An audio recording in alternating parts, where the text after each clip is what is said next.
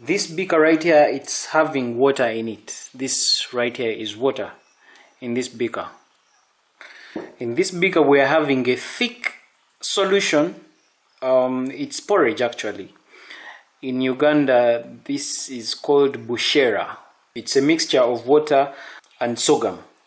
Call it sorghum flour, but in the local language it's called Bashara. Here in Uganda, it's a delicacy. It's porridge actually. It's taken on breakfast, and it's thick and sticky.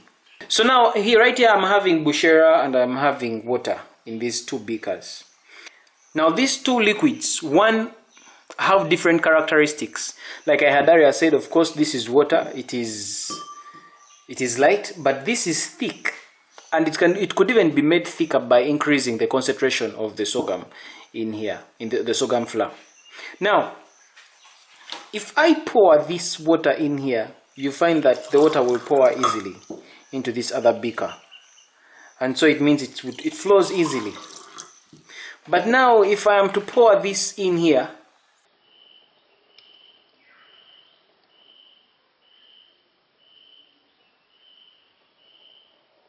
you notice that as I pour the porridge, the sorghum porridge from here to there, you realize that the way it flows with some level of uneasiness, as in it does not pour so easily because it's a thick liquid. It's thicker than this water. The water will pour easily, but this won't pour easily.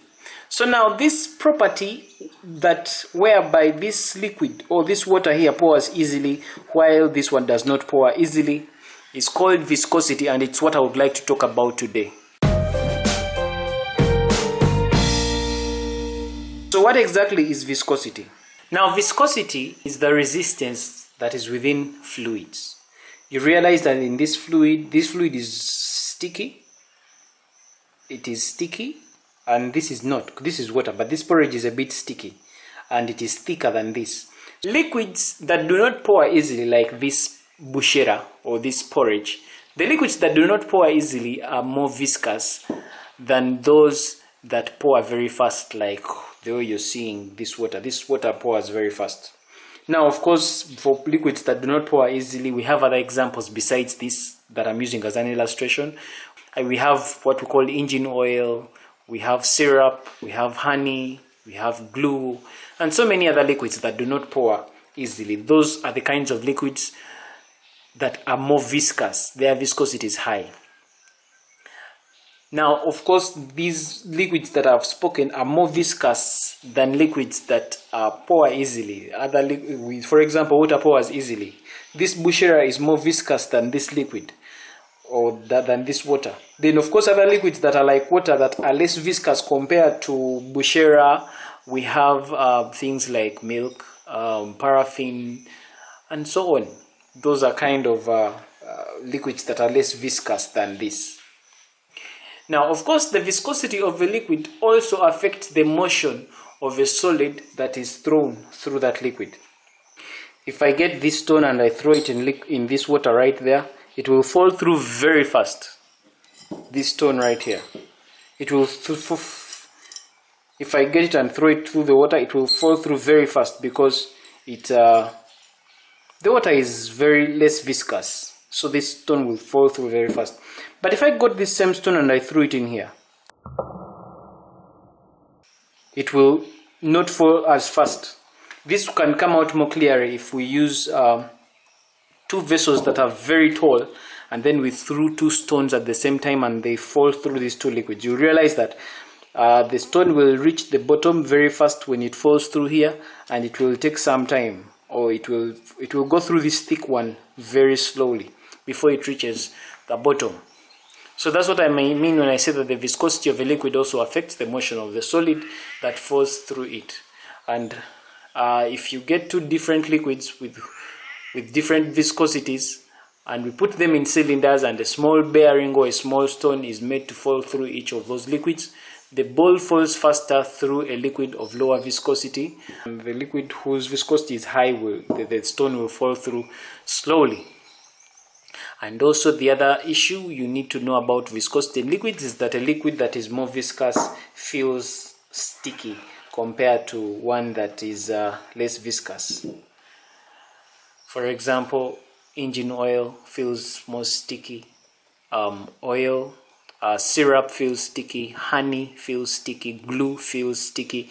But when you compare that to things like water, water feels less sticky, milk feels less sticky, paraffin feels less sticky. Now, speaking about viscosity and where it comes from requires us to first examine the liquid at a molecular level. If you look at a liquid like this, a liquid has molecular layers in it. These molecular layers keep dragging over the other. For example, here we are having this molecular layer within the liquid and we are having another molecular layer below it. These molecular layers of liquid are more like they flow within the liquid as they flow one over the other as the liquid continues to flow. So now, of course, these molecular layers, as they are flowing, it requires that one layer drags over another. And as one layer of liquid is dragging over the other, you realize that there's a certain level of frictional force that is experienced between these layers as one drags over the other. Now, that frictional force that is experienced between these liquid layers is what we call viscosity.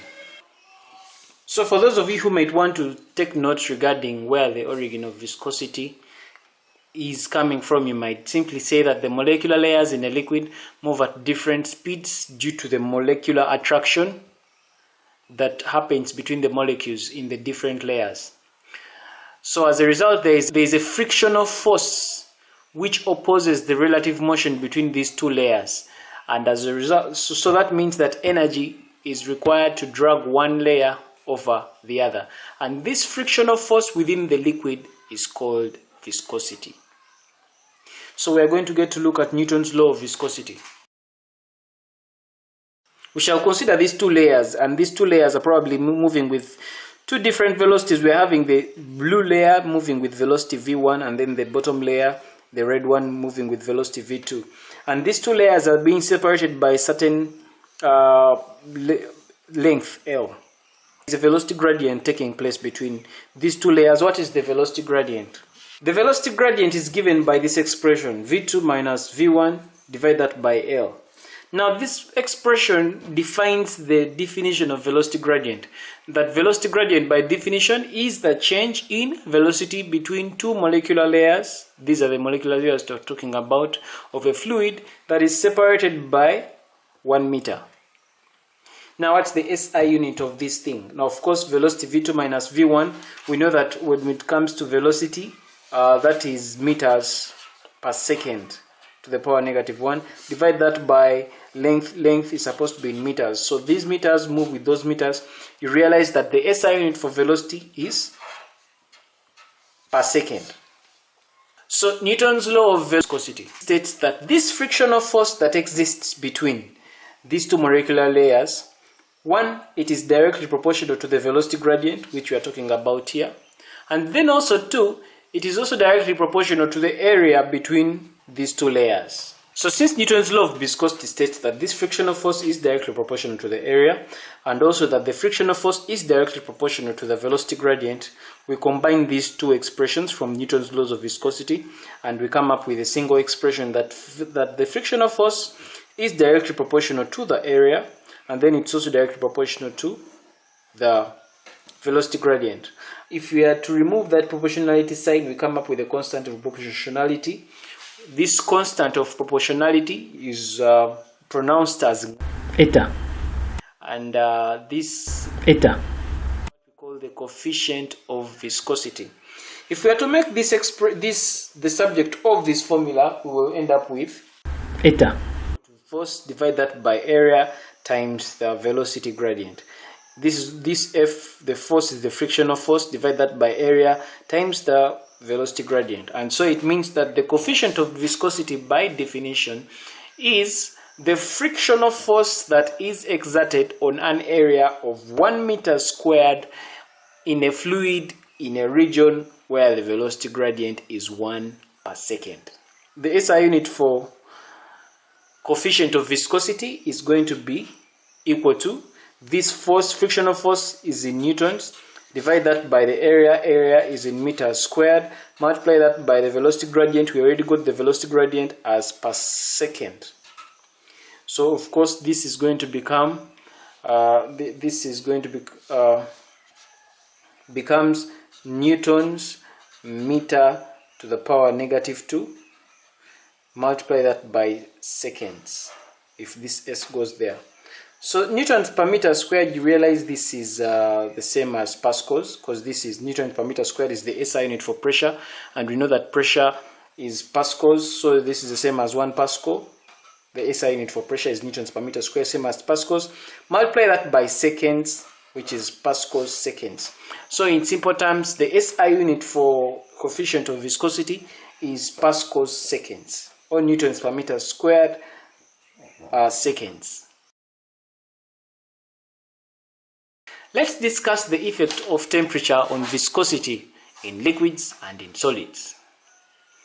Now, the effect of temperature on viscosity in liquids is simply put. When we're dealing with liquids, we are going to realize that the viscosity will decrease with increase in temperature. Why is this so?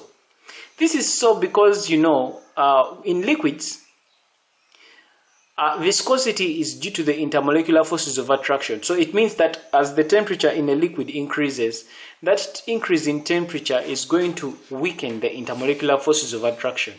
When the intermolecular forces of attraction in a liquid are broken down, or they are weakened as a result of increase in temperature, it makes the molecules to travel faster and further apart. And as a result, this leads to a decrease in molecular attraction. This decrease in molecular attraction leads to a decrease in viscosity. So when you heat it, the liquid becomes light, and because it becomes light as a result of that heating or the increase in temperature, the viscosity in liquids will decrease. So once again, in liquids, when it comes to temperature, when the temperature increases, the viscosity will reduce.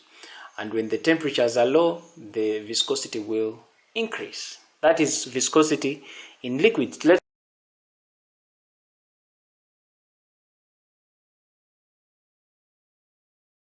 talk about viscosity in gases.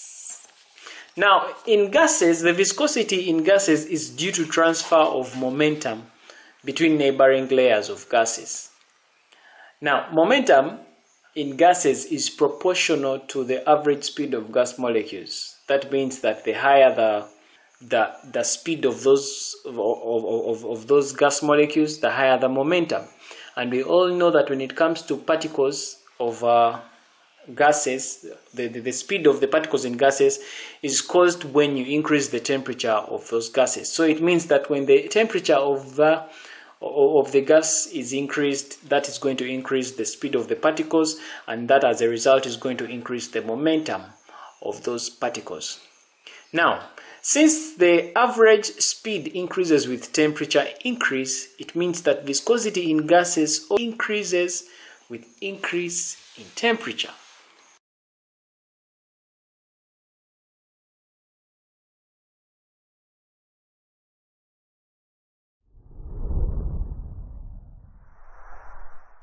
This brings us to the end of this video. Thanks for watching. Feel free to check out other excellent videos on the channel, and don't forget to subscribe. For Kisembo Academy, this is Arnold Rangakuramia, helping you manifest excellence.